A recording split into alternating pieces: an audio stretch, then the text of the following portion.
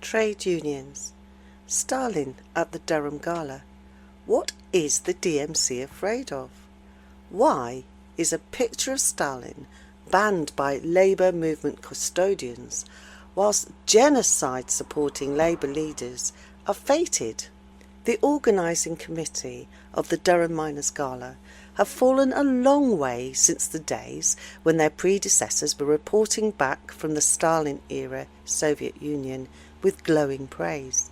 Proletarian Writers, Tuesday 19th of August 2025. This article was included in our trade union free sheet for summer 2025, and you can download the mini paper as a PDF from our website thecommunists.org. Whilst Labour is attacking workers in Britain and across the world, what is the committee of the Durham Miners' Gala, DMC, worried about? Bizarrely, the spectre of communism, or to be more precise, the image of Stalin.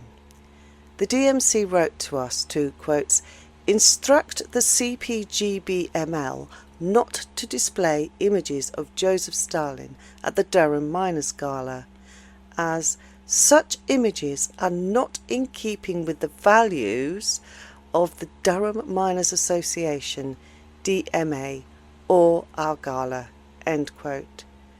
These labour movement custodians seem nervous that the very presence of Stalin's portrait will expose their weak servitude to economism and to labour-led social democracy, i.e. their abject betrayal of the working class. We wonder, has any other image been banned from the gala? Any party or banner? Any bourgeois or pro-capitalist ideology? Certainly not the rabid representatives of genocide in the Labour Party. The DMC added, by way of explanation, quotes, since 1871, the Gala has expressed the vital importance of trade unionism, the duty to look after each other in the community, and the desire to build a society where wealth is created for the common good. It gives a voice to the oppressed throughout the world. The Gala brings people together in peace. End quote. As to wealth being created for the common good, that is simply not what happens under capitalism. The ragged-trousered philanthropist can explain this to puny trade union gentry, that although workers labour mightily under capitalist conditions, they yet remain poor, and get even poorer over time. Their work generates wealth that enriches the exploiting class. That is how capitalism works. That is a system that the present trade union bureaucracy and the Labour Party serve.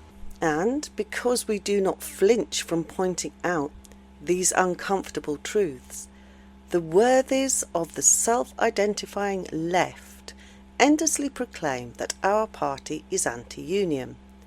No, comrades, we are not against trade unions, but we are implacably opposed to everything that ties workers to their present conditions of wage slavery and impoverishment. What we are fully in favour of is helping the working class to organise itself as a class and in its own interests. Trade unions will undoubtedly have a vital role to play in this process, but to do so they must break all organisational, ideological and political links with the imperialist Labour Party, a servant of our enemy class, and get shot of the servile, Labour-allied bureaucrats who currently control them. One would hardly think it needs pointing out that all those trade union leaders being rewarded on retirement with a seat in the House of Lords are not getting a pat on the back and a fat expense account because the ruling class is grateful they spend decades fighting for their members or our class's interests against the interests of their bosses. Under conditions of capitalist imperialism, you can serve the system or you can serve the working class by fighting for the system's overthrow. There is no third way. Far from defending the rights of workers, the DMC wants to preserve the link with the imperialist Labour Party and to keep workers' activities within the bounds of capitalist exploitation, thus keeping workers in subjection to this criminal gang. The beautiful banner, "They don't want workers to see," carries powerful words from Stalin's well-known work, The Foundations of Leninism, a book that schooled millions of class warriors, workers and socialists around the world. Quotes, "Either place yourself at the mercy of capital, eke out a wretched existence as of old, and sink lower and lower, or adopt a new weapon.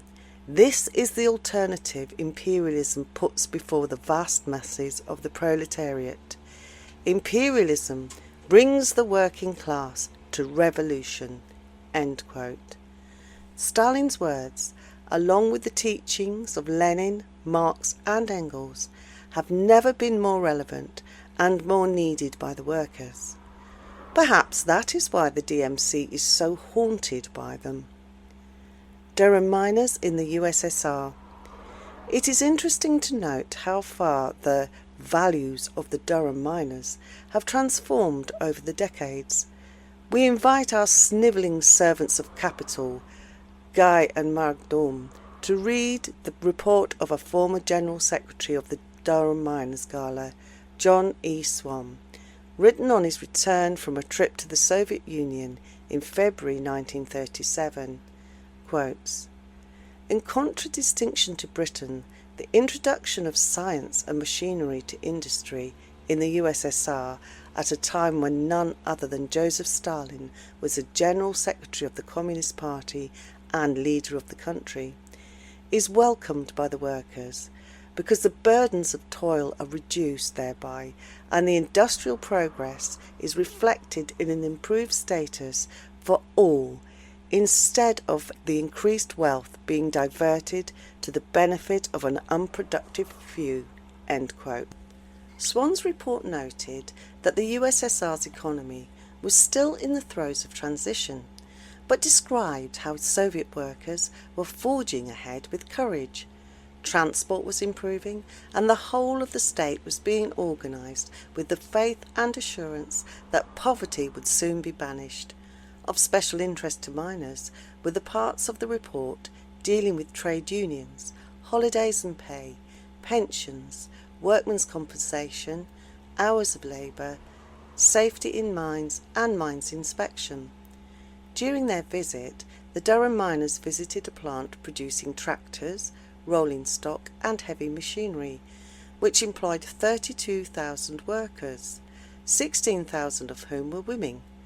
They reported that the Soviet working day consisted of just 8 fully paid hours, one of them being for meals. Wages were higher for skilled workers than unskilled, but all were paid for their off days.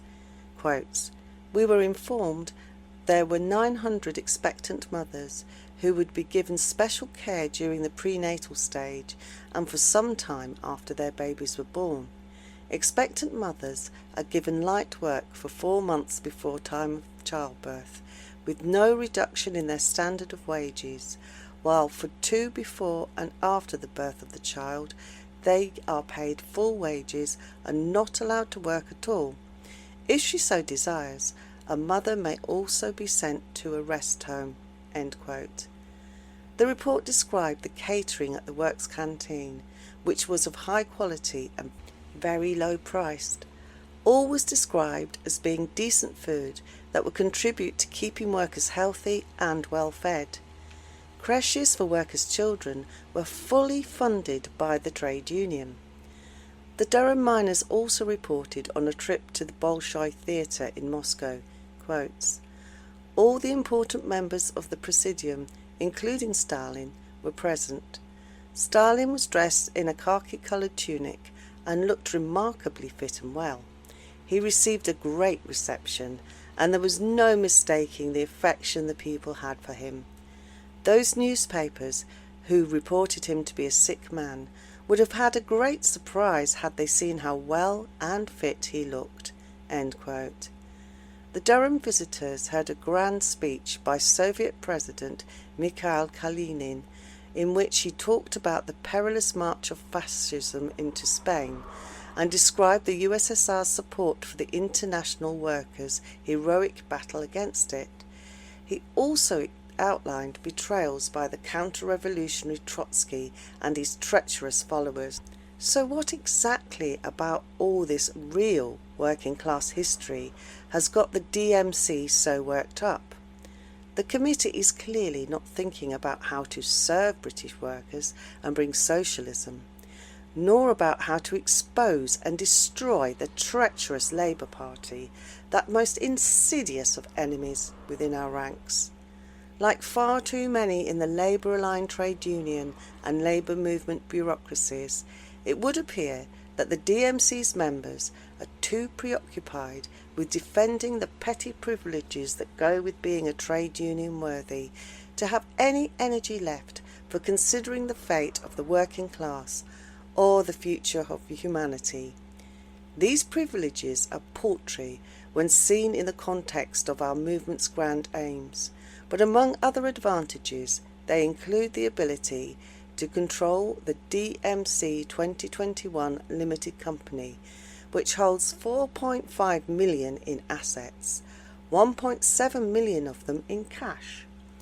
Do the DMC committee members care for the millions of workers languishing in poverty and unemployment, or for the millions being targeted by British bombs and sanctions?